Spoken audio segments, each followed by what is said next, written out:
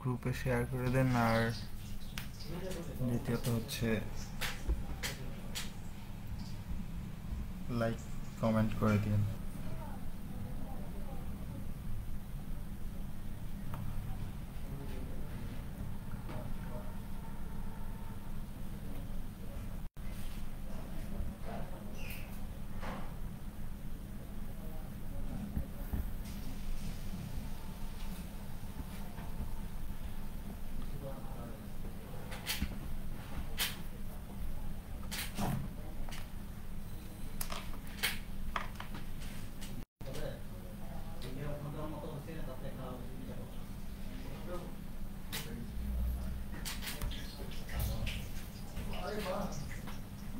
আমার কথা ক্লিয়ার কিনা একটু লাইভের কথাটা ক্লিয়ার কিনা একটু দেখবেন। যারা লাইভে দেখতেছেন একটু কমেন্টে জানান যে আমার কথাগুলো শোনা যাচ্ছে কিনা, ঠিক মতো ক্লিয়ার কিনা।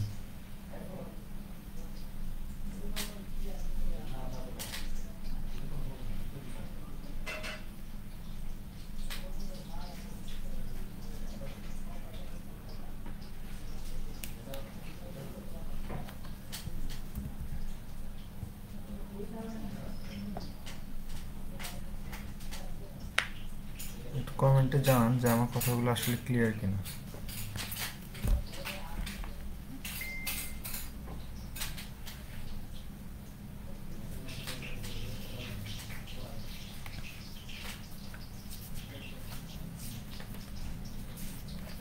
আপনারা কি আমার কথা শুনতে পাচ্ছেন?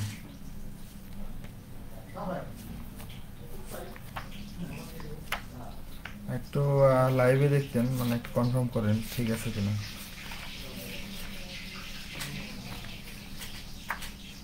কারণ নাহলে ক্লাস চলতে থাকবে বাট কেউ শুনতে পাবে না।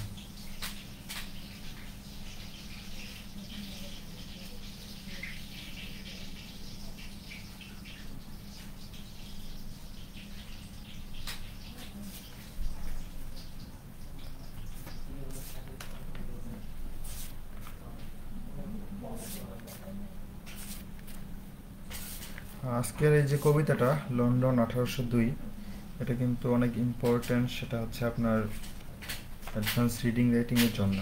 যদি এবার না আসে হয়তো আপনাদের আসার সম্ভাবনা আছে।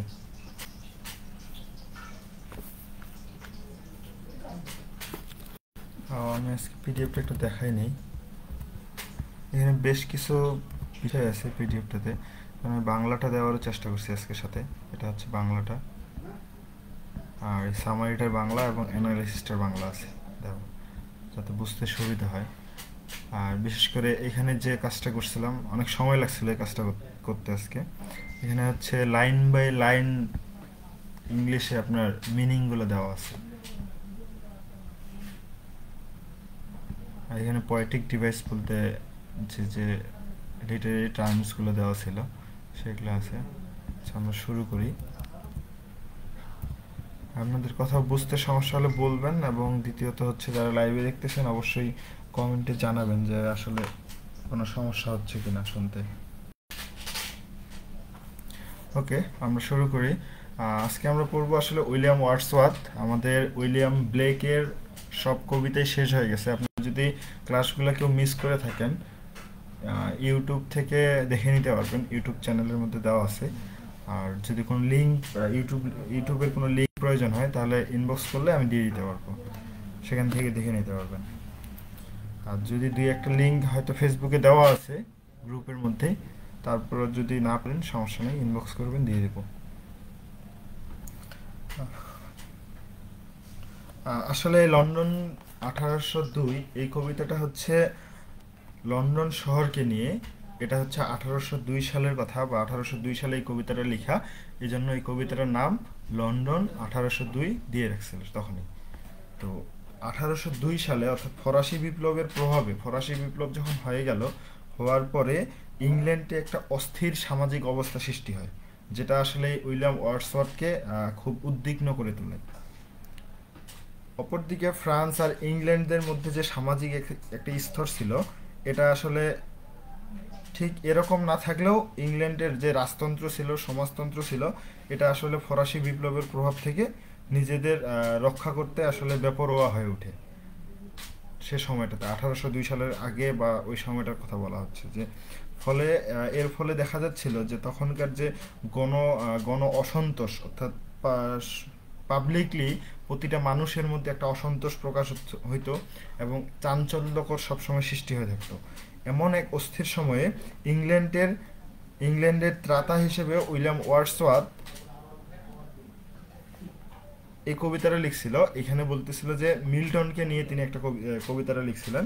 বলতেছে যে কবি মিল্টন নয়, মানুষ মিল্টনের যে সততা ছিল, কবি হিসেবে মিল্টনকে চাচ্ছিল না, চাচ্ছিল যে মানুষ হিসেবে যে মিল্টনের সততা ছিল, নিষ্ঠা ছিল, স্বাধীন চিন্তা ছিল, বলিষ্ঠ কণ্ঠ ছিল, মানে কোনো কিছুর বিরুদ্ধে রুখে দাঁড়ানোর যে তার জন মিল্টনের যে কণ্ঠ, এটার জন্য সে প্রার্থনা করতেছিল এই কবিতার মধ্যে। এখানে হচ্ছে মিল্টন ছিল ধর্মে ছিল তার নিষ্ঠাবান, তারপর রাজনীতিতে ছিল প্রজাতন্ত্র, সবসময় সত্যের পথে কথা বলতো। এরকম দৃঢ়চিত্ত মিল্টনের আসলে পুনরাগমন কামনা করছিল, মানে আবার যাতে ফিরে আসে এমন ইচ্ছা ছিল উইলিয়াম ওয়ার্ডসওয়ার্থের। এরকম সব যুগে আসলে যুগ যন্ত্রণা থেকে পিষ্ট মানুষ কোনো ত্রাতার, অর্থাৎ কারো আগমনের, কেউ আসলে ভালো হবে এমন, যেমন অনেক সময় আমাদের মনে হয় যে এই সরকার খুব ভালো ছিল, এই সরকারকে যদি আমরা আবার নিয়ে আসতে পারি তাহলে হয়তো সাধারণ মানুষের উপকার হবে, এই চিন্তাটা সবসময় মানুষের মাথায় থাকে। তো এই জন্য এটা হচ্ছে উইলিয়াম ওয়ার্ডস যেটা লিখছেন, এটা একটা সনেট। এটা আসলে এই সনেটটা মানুষের চিরকাল এমন একটা সাক্ষী হিসেবে বেঁচে থাকবে যে উইলিয়াম ওয়ার্ডসওয়ার্থ শেষ পর্যন্ত মিল্টনকে চেয়েছিল। আমরা যদি কবিতাটা দেখি, যে এখানে বলছে Milton thou shouldst be living at this hour, অর্থাৎ মিল্টন এই সময়ে বেঁচে থাকার প্রয়োজন ছিল। লিভিং অ্যাট দিস আওয়ার মানে এই সময়টাতে বেঁচে থাকার প্রয়োজন ছিল। ইংল্যান্ড মানে হচ্ছে হ্যাজ, অর্থাৎ England has need of the, she is ফেন। ফ্যান মানে হচ্ছে আপনার নর্দমা, রাস্তার পাশে যে ড্রেনগুলো আমরা দেখি, অর্থাৎ পচা গলে যাওয়া এরকম নর্দমার কথা বলা হচ্ছে। তো বলতেছে যে ইংল্যান্ডে এখন তোমায় খুব বেশি প্রয়োজন। সে ইংল্যান্ডকে বুঝেছে, জি, এখানে সে ইংল্যান্ডকে বোঝাচ্ছে। এখানে বলতেছে যে ইংল্যান্ড হ্যাজ নিড অফ দি, অর্থাৎ ইংল্যান্ড এখন তোমায় এত বেশি চায় কারণ শি ইজ আ ফ্যান, অর্থাৎ বলতেছে যে বর্তমান যে অবস্থা তা একদম নর্দমার মতো। Of stagnant waters altar sword and pen. তো এখানে বলতেছে যে তখনকার সময়ে উইলিয়াম ওয়ার্ডসওয়ার্থ বলতেছে চিন্তা, স্রোত স্মিত, ধর্ম, যুদ্ধ, লেখনী এসব হিসেবে যে কাজগুলো করতো এটার জন্য চাচ্ছিল। এখানে অল্টার হিসেবে আসলে সিম্বলাইজ করতেছে আপনার পেনকে, অল্টার হচ্ছে রিলিজিয়ন, ধর্ম সম্পর্কে কথা বলতেছে। সোর্ট, এই সোর্ট বলতেছে আপনার আর্মির যে একটা ক্যাপাবিলিটি আছে, এই আর্মি ক্যাপাবিলিটির কথা বলতেছে। অ্যান্ড পেন হচ্ছে তখনকার যে সাহিত্যগুলা, লিটারেচারগুলা, এই লিটারেচারগুলোকে সিম্বলাইজ করতেছে। আর যদি বাংলা শুনতে চান তাহলে অল্টার মানে হচ্ছে বেদি, যা হচ্ছে ধর্ম সম্পর্কে বা ব্যবহৃত হচ্ছে। দ্বিতীয়ত হচ্ছে সোর্ট মানে তো তলোয়ার, যা যুদ্ধের সময় ব্যবহৃত হয়। এখানে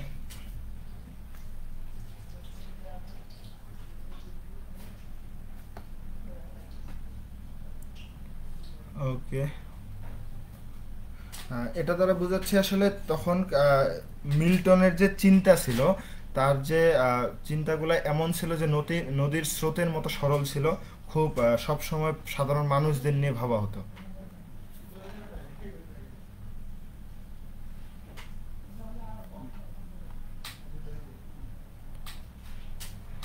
আর সব থেকে ভালো বোঝার জন্য হচ্ছে এই যে লাইনটা যদি দেখেন, of stagnant waters alter sort and pen, অর্থাৎ this line and the previous work oiled together to summarize the author is starting England is flooded by stagnant waters. Stagnant with the altar অর্থাৎ religion, stagnant with the sword অর্থাৎ fighting for the things Milton believed in, and stagnant with the pen where are England's new wave of extraordinary authors. অর্থাৎ stagnant হচ্ছে অচল অবস্থা বা স্থবির হয়ে যাওয়া, কোনো বিষয় হচ্ছে অচল হয়ে যায় বা স্থবির হয়ে যায়। তো এই যে পেন অর্থাৎ লিটারেচারগুলো এর 1802 সালের সময়টাতে একদম স্থবির হয়েছিল বা অচল হয়েছিল, কখনো এই লিটারেচার আর মানে সাহিত্য নিয়ে কেউ আলোচনা করেন।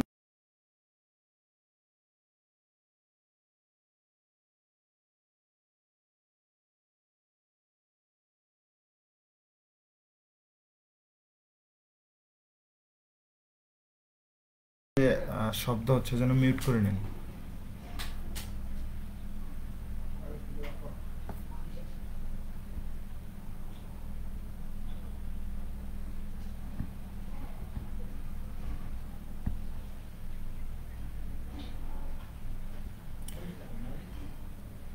কারণ বিষয়টা হচ্ছে যে যেহেতু লাইভ চলতেছে, সরি আমি তো হোস্ট না, এই জন্য ওনাকে মিউট করে দিন। মানে কেউ কথা বললে একটু সাথে সাথে কথা বলা শেষ হলে মিউট করে দিন, যেহেতু লাইভ হচ্ছে, কারণ লাইভে শব্দগুলা মানে একটু অন্যরকম দেখাবে বা শোনাবে।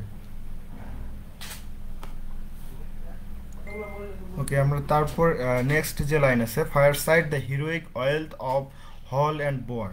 অর্থাৎ এখানে ফায়ার সাইড হচ্ছে আপনার শীত প্রধান যে দেশগুলো আছে তাদের ঘরে আসলে আগুন জ্বালানো হয়, আগুন সবসময় জ্বালিয়ে রাখা হয়। এই ফায়ার সাইড এটাই বলা হচ্ছে যে শীত প্রধান দেশগুলোতে কিছু কিছু জায়গায় সবসময় আগুন জ্বালানো রাখা হয়, কারণ সেখান থেকে তারা তাপটা নেওয়ার চেষ্টা করে। তো fire side the heroic wealth of hall and bower, এটার অর্থ হচ্ছে তখনকার যে গৃহজীবন, অর্থাৎ এখানে ফায়ার সাইড অর্থ গৃহ বোঝাচ্ছে। অতীতের যে কাজগুলা এগুলা হচ্ছে সব এক অন্যরকম বা রুগ্ন বুঝে। আর এখানে কারণ বোয়ার অর্থ হচ্ছে তখনকার যে মধ্যযুগের যে দুর্গগুলো তৈরি করা হতো, সেখানে মহিলাদের সংরক্ষিত কিছু স্থান ছিল, অর্থাৎ নারী অর্থে ব্যবহার করা হচ্ছে।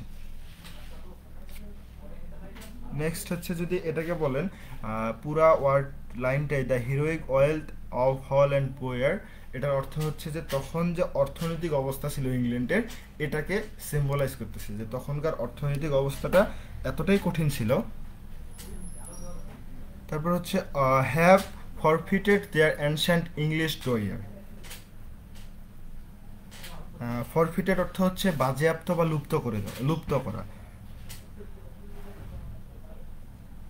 হ্যাঁ, বাজেয়াপ্ত বা লুপ্ত। তারপর হচ্ছে এখানে ডোয়ার মানে হচ্ছে ক্ষমতা বা স্বাভাবিক একটা শক্তির কথা বলা হচ্ছে। তো এখান থেকে আমরা বুঝতে পারি যে তখনকার বা অতীত যে কীর্তিকলাপগুলো ছিল সব এখন জীর্ণ হয়ে গেছে বা পুরাতন হয়ে গেছে। Of inward happiness we are selfish man, বলতেছে যে অফ ইনওয়ার্ড হ্যাপিনেস, এখন বর্তমানে সুখ আসলে পালিয়ে গেছে বা পলাতক। উই আর সেলফিশ ম্যান, আসলে আমরা সবাই স্বার্থপর বা শিখলে বাঁধা আমাদের স্বার্থপরতা। O raise us up, return to us again, অর্থাৎ এখানে বলতেছে ও রেজ আস আপ, আমাদের মাঝে মানে পুনর্বারভাবে জেগে উঠো, ফিরে আসো, রিটার্ন টু আস এগেন মানে ফিরে আসো আমাদের মাঝে আবার। এটা মিল্টনকে বলতেছে যে ফিরে আসো তুমি আমাদের মাঝে আবার। And gives us manners, virtue, freedom, power, বলতেছে যে দিয়ে যাও মুক্ত চেতনা, তারপর হচ্ছে স্বাধীন শক্তি বা সব ভালো গুণগুলো। The soul was like a star, অর্থাৎ তখনকার যে ধ্রুবতারা ছিল তার মতোভাবে জ্বলে উঠো। অ্যান্ড ডুয়েল্ট অ্যাপার্ট, অ্যাপার্ট মানে হচ্ছে ভিন্ন। তো এখানে বলতেছে যে তোমার তখনকার যে দিকগুলা ছিল এগুলা আসলে দর্শকদের মাধ্যমে বা মানুষের মাধ্যমে, ধ্রুবতারার মাধ্যমে তুমি জেগে উঠো। অর্থাৎ সাধারণ মানুষদের দিয়ে বোঝাচ্ছে যে সাধারণ মানুষের মধ্যে তুমি ফিরে আসো, যাতে সাধারণ মানুষ তোমার আলোয় ধ্রুবতারার মতো জ্বলে উঠতে পারে। The hadst a voice whose sound was like the sea, এখানে বলতেছে তখন তোমার তোমার উদাত্ত কণ্ঠে, অর্থাৎ তার যে মিল্টনের যে কণ্ঠ ছিল এটা ছিল সাগরের গর্জনের সমান। অর্থাৎ একবার একটা হুঙ্কার ছাড়লে বা একটা কথা বললে সেটাকে সবাই বিশ্বাস করত এবং গুরুত্ব দিত। Pure as the naked heavens majestics free, এখানে বলতেছে তখনকার যে রাজাদের কথা বলতেছে, যে রাজসিক আর স্বাধীন ছিল আসলে স্বর্গের মতো কিছু জিনিস। স্বর্গে যেমন সবসময় রাজত্ব, স্বাধীনতা, এই বিষয়গুলো নিয়ে বেশি ভাবা হয়। তো এখানে বলতেছে pure as the naked heavens majestics free. তো এই জন্য বলতেছে তখনকার রাজসিক আর স্বাধীন ছিল আসলে স্বর্গের মতো, স্বাধীনতা ছিল স্বর্গের মতো। So didst thou travel on life's common way.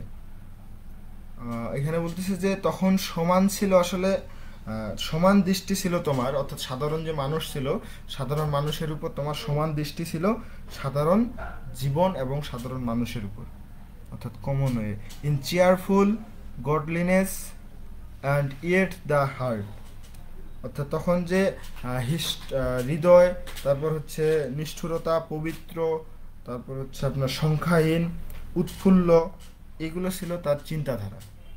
The lowest duties on herself did লে। তো এই অতি তুচ্ছকেও ঠাঁই দাও তোমার ভাবনার ভুবনে। এই যে ছোট্ট একটি কবিতা বা একটা সনেট, এই সনেটের মধ্যেও তুমি ঠাঁই দিয়ে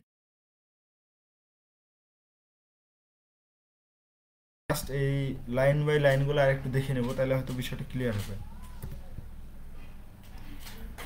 এখানে জি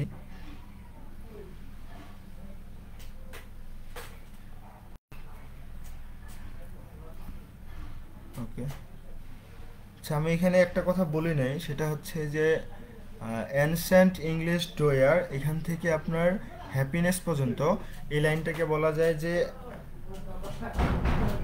ancient English dower of inward happiness. এ দিয়ে বোঝাচ্ছে যে হঠাৎ করে বা কোনো উপহার পেয়েও খুশি হয় না, এমন কাউকে যদি আপনি উপহার দেন, সে উপহারটা পেয়েও খুশি হইল না, এমন একটা অবস্থাকে বোঝানো হচ্ছে।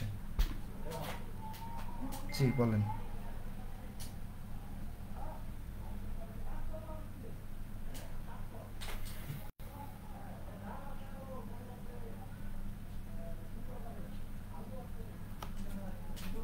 আপনার ভয়েস আসতেছে না, বাট সাউন্ড হচ্ছে। যদি সমস্যা থাকে তো মিউট করে নেন।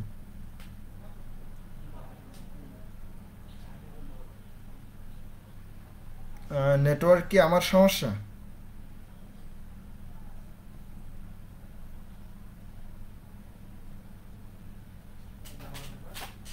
আমি শুনতে পাচ্ছি না, তার মানে নেটওয়ার্ক মনে হয় আমার সমস্যা, মানে কাটে কাটে আমার কাছে আসতেছিল।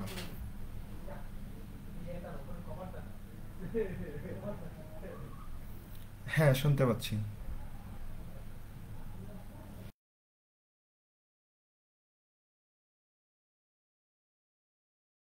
করি না, বলতেছে Milton thou shouldst be living at this hour. এটাতে বোঝাচ্ছে রেফারিং টু জন মিল্টন, মানে জন মিল্টনকে রেফার করতেছে। দো হি ইজ ডেড, সে আসলে মারা গেছে। And the speaker wishes, speaker ইচ্ছা পোষণ করতেছিল বা চাচ্ছিল যে হি ইজ স্টিল অ্যালাইভ, মানে মানুষকে বুঝাইতে চাচ্ছিল সে এখনো বেঁচে আছে। দিস আওয়ার মিনস হচ্ছে রাইট নাও, এখন পর্যন্ত সে আমাদের মাঝে বেঁচে আছে। England had need of the she is fen, she refers to England, এখানে শি হচ্ছে আপনার ইংল্যান্ডকে রেফার করতেছে। আর ফ্যান মিনস হচ্ছে wetland feed by underground water, অর্থাৎ যদি বাংলা বলা যায় তাহলে এটা হচ্ছে নর্দমা বা গলা পচা এরকম নর্দমা জল, এরকম কিছু বলা হচ্ছে। তো এখানে বলছে যে means wetland feed by underground water. Of stagnant waters altar sword and pen. এখানে এখানে আপনার স্টাগ্রান্ট হচ্ছে অচল অবস্থা বা স্থবির। তো জন্য বলছে this line and the previous work, মানে এই লাইন এবং তার পূর্বের যে কাজগুলো ছিল ওয়েল টুগেদার, মানে খুব সামঞ্জস্য বা খুব ভালো। To summarize the author is স্টার্টিং, এটা যদি সামারি হিসেবে বা পরিশেষে বলা যায় যে দ্য অথর ইজ স্টার্টিং England is flooded by stagnant waters. Stagnant with the altar, এখানে অল্টার হচ্ছে religion. Stagnant with the sword, অর্থাৎ বাংলায় বলছিলাম যে সোর্ড অর্থ হচ্ছে আর্মি ক্যাপাবিলিটি, মানে আর্মির যে সামর্থ্য ছিল সেটা যুদ্ধ করার সময়।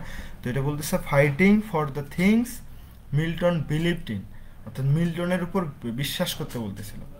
And stagnant with the pen, অর্থাৎ where are England new web of extraordinary authors, মানে তার মতো করে এত সুন্দর লেখা এমন আসলে বর্তমানে তিনি তখন খুঁজে পাচ্ছিল না, মানে এত সুন্দর করে লিখবে বা লেখার মাধ্যমে সংগ্রাম করবে, কারো বিরুদ্ধে বলবে, খুব সুন্দর করে গুছায়, এটা আসলে কেউ পারতেছিল না। Fireside the heroic wealth of hall and bower, fireside হচ্ছে আপনার হোম বা গৃহ এরকম কিছু বোঝাচ্ছে, অর্থাৎ হোম রেফারিং টু ইংল্যান্ড, আর বোয়ার মিনস হচ্ছে living quarters.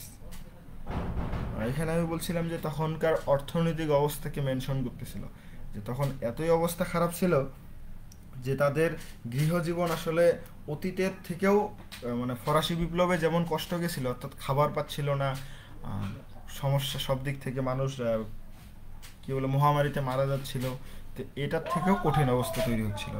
Have forfeited their ancient English dower. A doyer is an endowment. This means England has no longer their forefathers. কাটে গেছে না, আমি দেখতে পাচ্ছি না। প্রিস্টাইস। এখানে হচ্ছে আপনার ফরফিটেড অর্থ হচ্ছে বাজেয়াপ্ত বা লুপ্ত হয়ে যাওয়া, আর ডোয়ার অর্থ হচ্ছে ক্ষমতা বা স্বাভাবিক শক্তি। তো a dower is an endowment and this means England has no longer মানে বেশি দীর্ঘস্থায়ী their forefathers prestiged.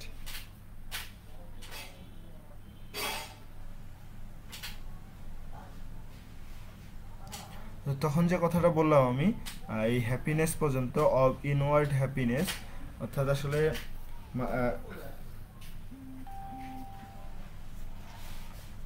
আমার কথা কি ক্লিয়ার শোনা যাচ্ছে? আমি একটু মানে শুনতে পাচ্ছিলাম না, কেটে কেটে আসতেছিল।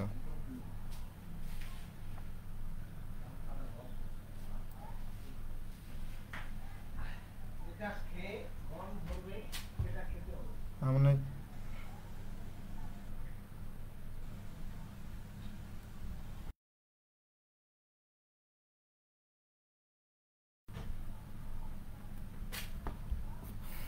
চিন্তা করলাম আজকে রেকর্ড করবো, বাট মনে নেই। ওকে, আডোয়ার ইজ অ্যান এন্ডোমেন্ট অর্থাৎ হচ্ছে ক্ষমতা বা স্বাভাবিক যে শক্তি, এটা হচ্ছে একটা প্রতিভা বা জন্মগত গুণ যেটাকে আমরা বলি। তো this means England has no longer four feathers,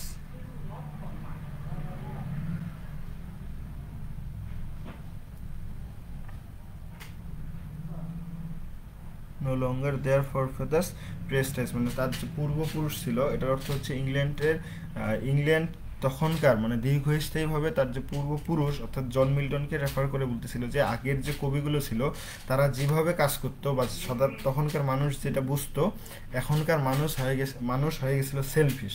এই জন্য পরের লাইনে বলতেছে যে উই আর সেলফিশ মেন, অর্থাৎ men are selfish because they want happiness for themselves, অর্থাৎ সবাই নিজের অর্থটাই বুঝতেছিল, নিজে যা চিন্তা করে সেটাই বুঝতেছিল। O raise us up, return to us again, the speaker is asking Milton to return to England, অর্থাৎ স্পিকার এখানে জিজ্ঞেস করতেছিল যে মিল্টন কি ফিরে আসবে।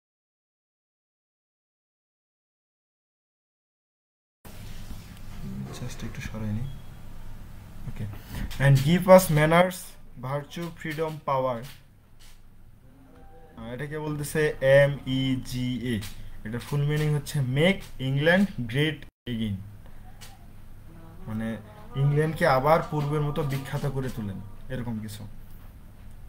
এই যে the soul was like a star and dwelt apart, অর্থাৎ Milton's soul was like a star, অর্থাৎ মিল্টনকে এখানে ধ্রুবতারা হিসেবে দেখানো হচ্ছে, যেটা ছিল অ্যামেজিং, ফ্যান্টাস্টিক, হিরোইক।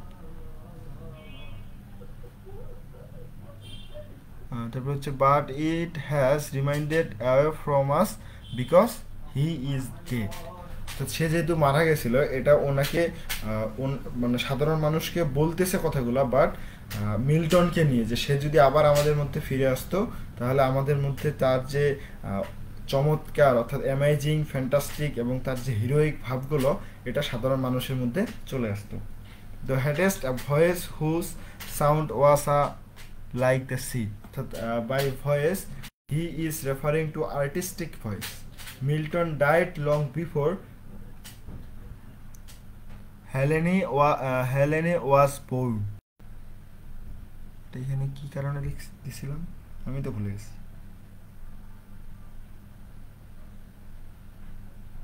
আচ্ছা, মিল্টন ডাইড লং বিফোর, মানে মিল্টন মৃত্যুর পূর্বে এই যে আপনার হেলেন বা হেলেনের জন্ম হয়েছিল।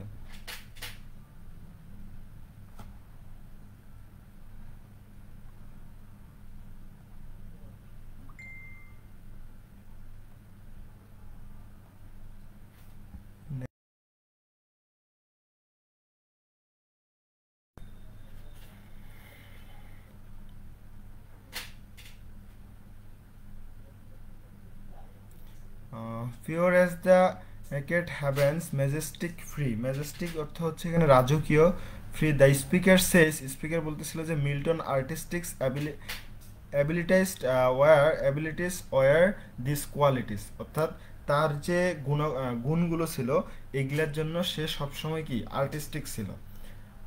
Naked heavens refers to the purity of haven, মানে স্বর্গের যে মানে অর্থাৎ বলতেছে স্বাধীন, স্বাধীন যেমন ছিল এটা রেফার করতেছে যে পিউরিটি অফ হেভেন, মানে স্বর্গের যে সততা বা এটার সাথে তুলনা করা হচ্ছিল, সত্যতার সাথে। So didst thou travel on life's common way, life's common way অর্থাৎ হচ্ছে death, life's common way meanings হচ্ছে death. is cheerful godliness and yet the heart, Milton died like a god, he forever lives on through his writings.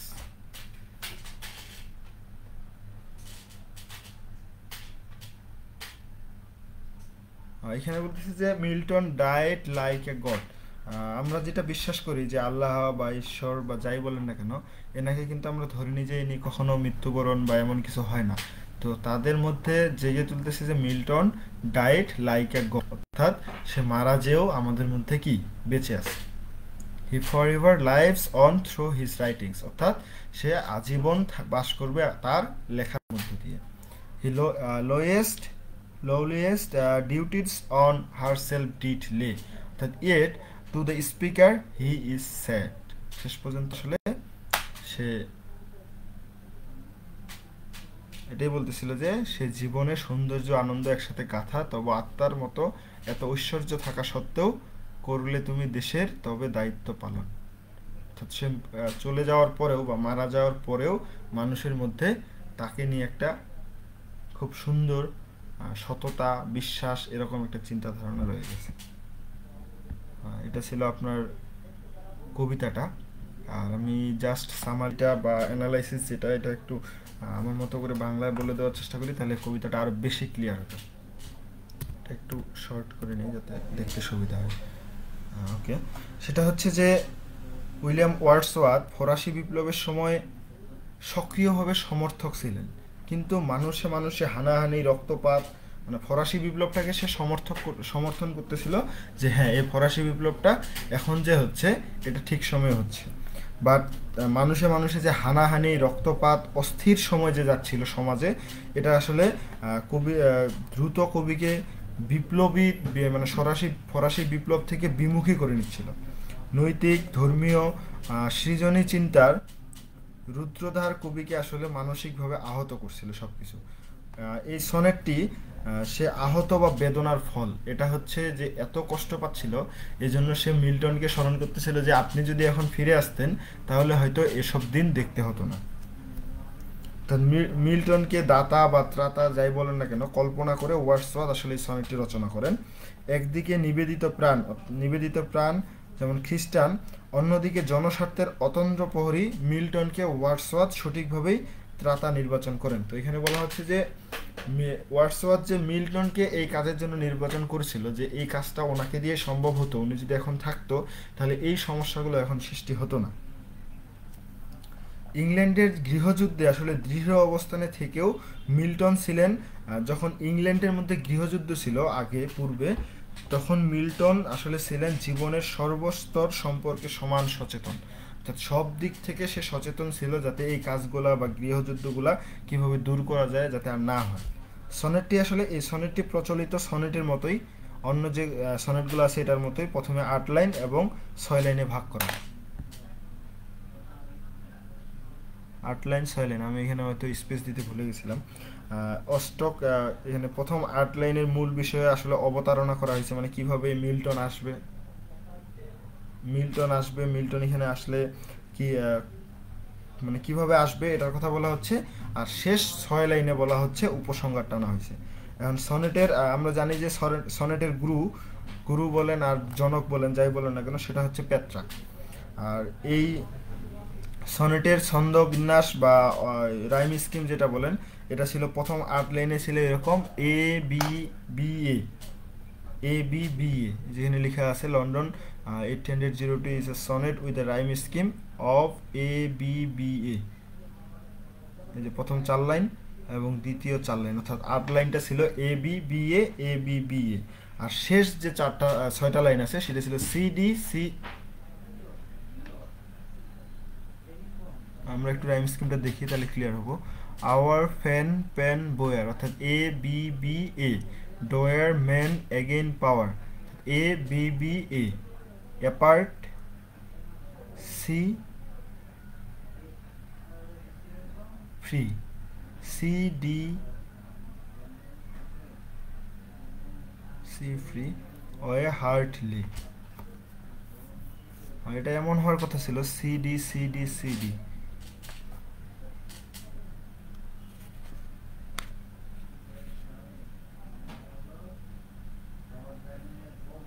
এটা আসলে আমি বের করার সময় পাইনি, এই জন্য কোনোখান থেকে নিয়ে নিছিলাম।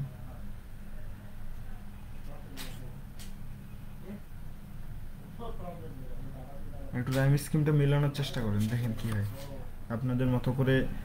যারা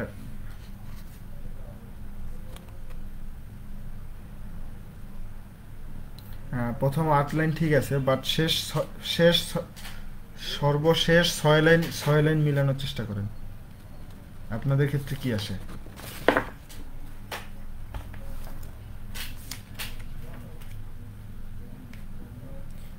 না আমি বলতেছি আমার কথা শুনেন, আমি বলতেছি পাওয়ার কথা না। আপনি এখানে কি বের করতেছেন সেটা বের করতে বলছি, আপনি এখানে কি বের করতেছেন সেটা বলেন। আপনারা জানেন, যারা যদি কেউ লাইভে দেখেন, আমি জানি না দেখতেছেন কিনা, আমি আসলে ফোন হাতে নেইনি আজকে।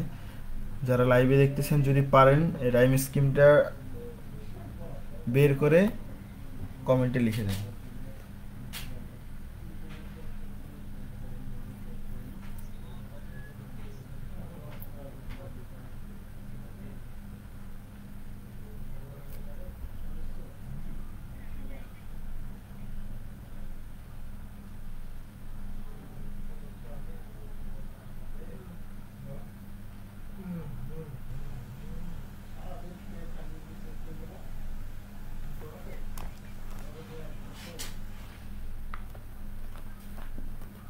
হ্যাঁ, এটা হবে আসলে CDDECC এরকম। ও সরি, CDDECE, আমি যেটা এখানে লিখে দিয়েছিলাম এটাই। এটা আসলে পরীক্ষায় আসে, অনেকেই ভুল করে আসলে মিলাইতে পারে না, কারণ পর্যন্ত এইভাবে রাইম স্কিম অনেকে বের করেনি, এই জন্য আপনাদেরকে বললাম। তো যদি পরীক্ষায় আসে অবশ্যই রাইম স্কিমটা আসবে, কিভাবে হইলো সেটা ডিসক্রাইব করে অবশ্যই লিখবেন।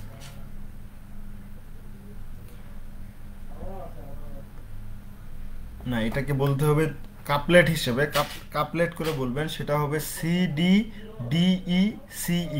এরকম। আপনি যখন লিখবেন ঠিক এভাবে করে লিখবেন। আমি শেষ করি, সেটা হচ্ছে যে আমি একটু আগে বললাম যে একটু মিউট করে নেন, যে সনেটের গুরু বা জনক যেটাই বলেন সেটা হচ্ছে পেত্রাক। তো এই পেত্রাকের ছন্দগুলো ছিল বা রাইম স্কিমটা ছিল এরকম: ABBA, আর 6তম অর্থাৎ 6 লাইন মিলে ছিল CD। এটা হচ্ছে আপনার পেত্রাকের সনেটের রাইম স্কিম। এরপর আমরা জানি যে এডমান্ড স্পেন্সার যে আছে, এনার যে সনেটগুলা, এই সনেটগুলো রাইম স্কিমগুলো ছিল এরকম: ABAB, BC, আর শেষ 6টা লাইনের জন্য বলা হয়তো CDE। আর শেক্সপিয়রের ক্ষেত্রে আমরা রাইম স্কিমগুলো দেখতাম এরকম: ABAB, CD, EF, ক্লিয়ার? কিন্তু ওয়ার্ডসওয়ার্থ সব ধরনেরই রাইম স্কিম বা ছন্দবিন্যাস হিসেবে চর্চা করেছেন তার কবিতার মধ্যে। কিন্তু বর্তমানে এই যে সনেটটা লন্ডন 1802, এটা আসলে এই ছন্দগুলো আসলে বিন্যাস করা সম্ভব হয়নি, কারণ হচ্ছে এখানে বর্তমান সনেটের যে রাইম স্কিম আছে এটা প্রথম 8টার জন্য ABBA, আর শেষ যে 6টা আছে এটার জন্য হচ্ছে CDDECE এরকম। তো ছন্দ আসলে বিন্যাস ভিন্ন রকম হওয়া সত্ত্বেও সনেটটির সরলতা বা সরল বক্তব্য সনেটটিকে নিজ গুণে অনন্য করে তুলেছে। যেটা যে একটা সনেট, এটা এজন্যই আসলে অনন্য করে তুলেছে।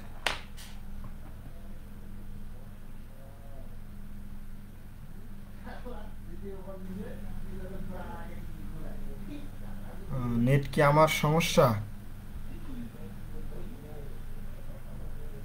জি বলেন।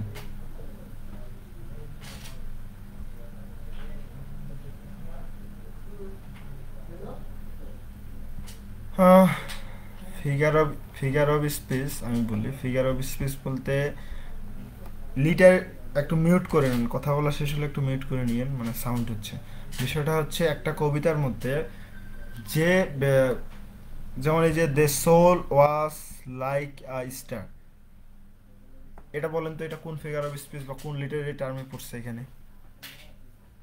কে পারবেন?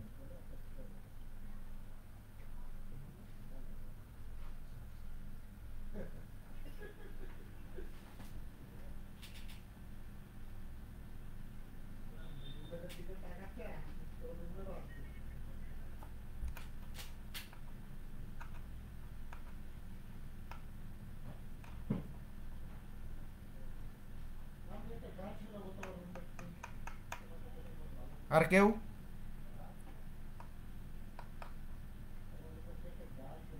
এটা কি সিমিলি, নাকি মেটাফোর, নাকি আপনার কি বলে হাইপারবোল, নাকি হচ্ছে personification?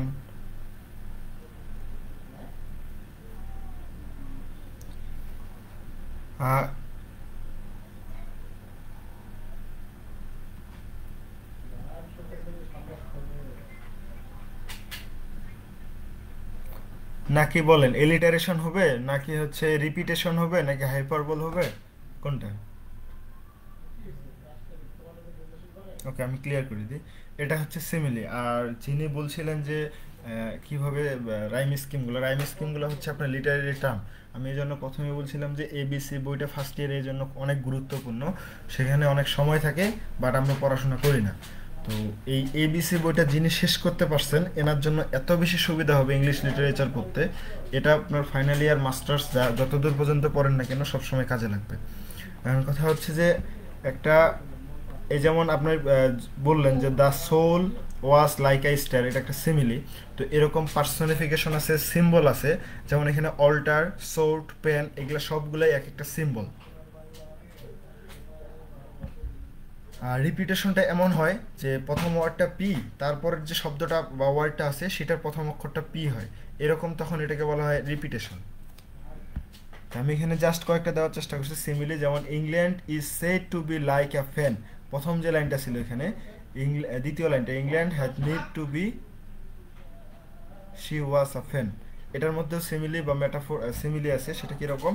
England is said to be like a fan of stagnant water, the soul of Milton is likened to a star, likened to the to a star, these are similes. আমি just ধারণা দেওয়ার চেষ্টা করছি, আমি এই বিষয়টা বলছি যে আপনার বলবো যে আপনারা নিজেদের মতো করে ব্যাখ্যা করে লিখবেন। আমি জানি না ইনি কিসের কোড চাচ্ছে।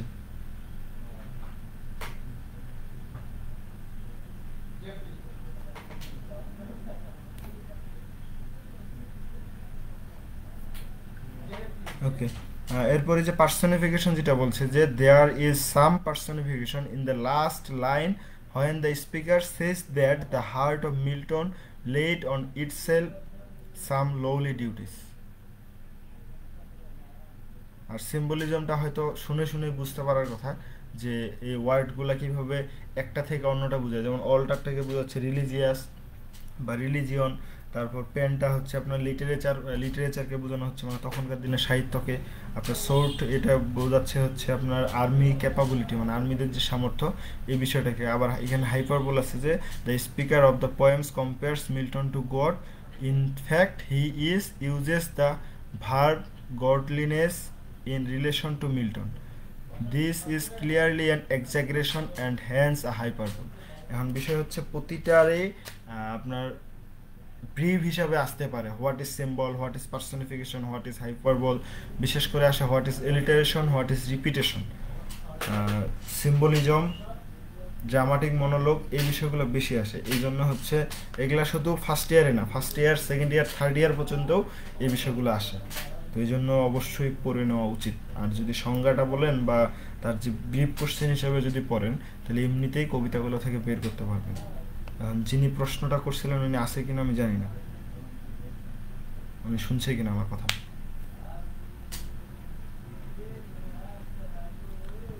আমার কথা কি শোনা গেছে? রেসপন্স করবেন। আমি ভাবতেছি আমার মানে নেট চলে গেছে, নেট চলে যায় তো কাটে গেছে, এমনটা ভাবতেছিলাম। তো আপনারা অবশ্যই সামারিটা পুরো হোমওয়ার্ক হিসেবে লিখবেন, সামারি, অ্যানালাইসিস, আর হচ্ছে এই যে ফিগার অফ স্পিচ, এটার জন্য অনেক ইম্পর্ট্যান্ট। এখানে আসলে বাদ দেওয়ার মতো কিছু নেই, রাইম স্কিমটাও লেখা উচিত যেহেতু আপনাদের ইয়াতে আসার মতো অ্যাডভান্স রিডিং রাইটিং স্কিলে। তো সামারি, থিম, আমি থিমটা হয়তো দিইনি কারণ আপনারা নিজেরাই লিখবেন, সামারি আর অ্যানালাইসিস মিলিয়ে থিমটা নেওয়ার চেষ্টা করবেন। তারপর হচ্ছে এখানে যেটা পয়েটিক ডিভাইস দিছে এটা হচ্ছে লিটারেচারের figure of speech, figure of speech থেকে লিখবেন।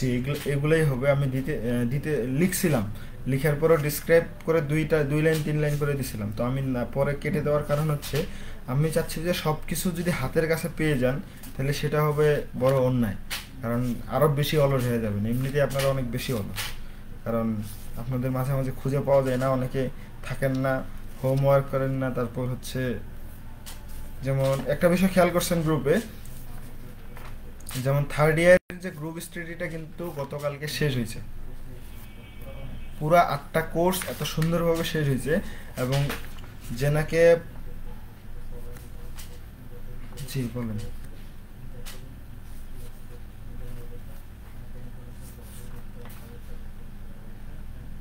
হ্যালো।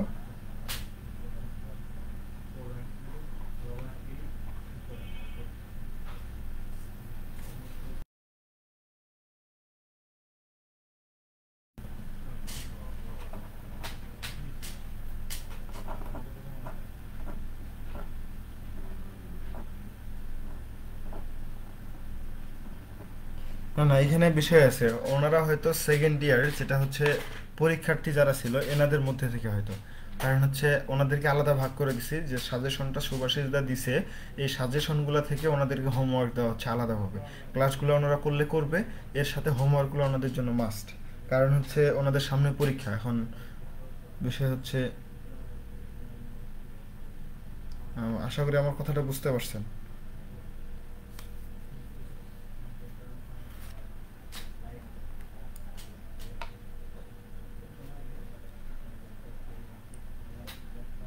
না, আমি বলি আমাদের মূল লক্ষ্য যে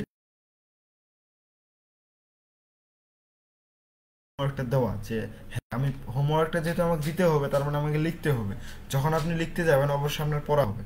এখন আপনি আগে দেন বা পরে দেন সেটা হচ্ছে একটা ডেডলাইন দেওয়া হয়, এরপরে অনেকে দেয়, সেটা ওনাদের ব্যক্তিগত ব্যাপার। যখন আমরা চেক করি যে আসলে হোমওয়ার্ক দিচ্ছে কিনা বা গ্রুপে অ্যাক্টিভ কিনা, তখন আসলে একটা বিষয়ে খেয়াল করি যে হ্যাঁ আপনি পোস্ট করছিলেন কিনা। অনেকে হয়তো আপনি দেখছেন পোস্ট করছে, তাদের হয়তো কোনো সমস্যা ছিল বা ইনবক্সে বলছে, যেমন অনেকে ইনবক্স করে বলে যে আজকে এই সমস্যা, আমার বাবা অসুস্থ, আমি বাইরে আছি।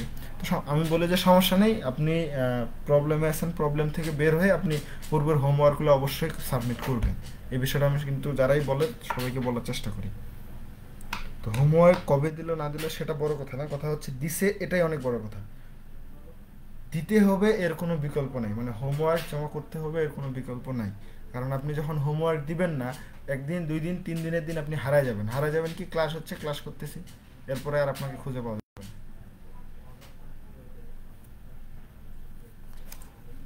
আমি কি বুঝাইতে পারছি?